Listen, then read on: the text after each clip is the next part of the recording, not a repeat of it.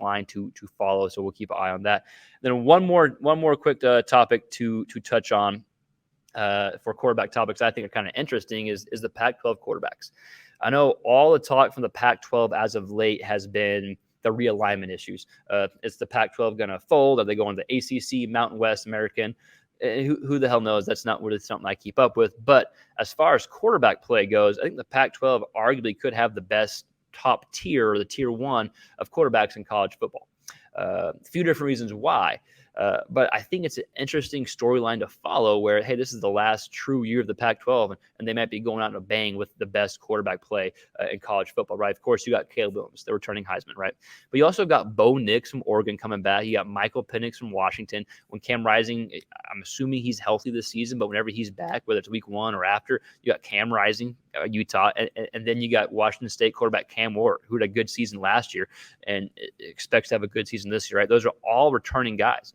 Then you want to add in Shedeur Sanders from Colorado, who's got a ton of hype, and he very well could be one of the top quarterbacks in the Pac-12, depending how he does and how the team does. But there's a lot of talent there. I wouldn't write him off, right? He probably going to be in the top few. So you got 5 or 6 quarterbacks that could be considered some tier 1 guys, at least in the conference.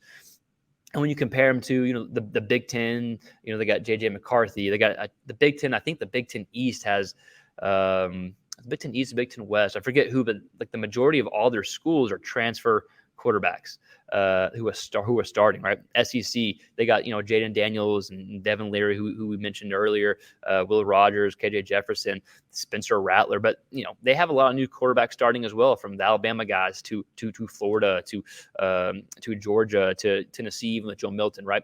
And the Big 12 has a lot of turnover as well.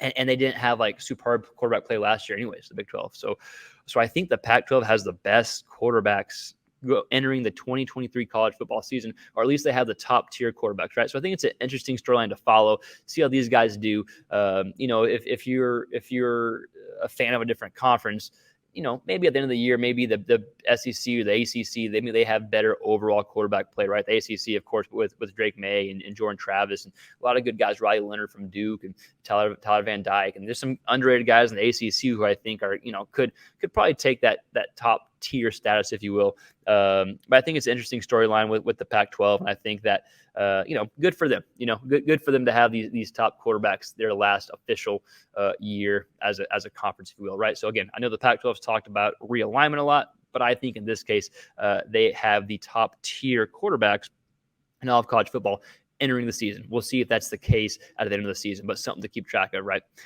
With that said, let's go ahead and dive into the last topic I want to talk about.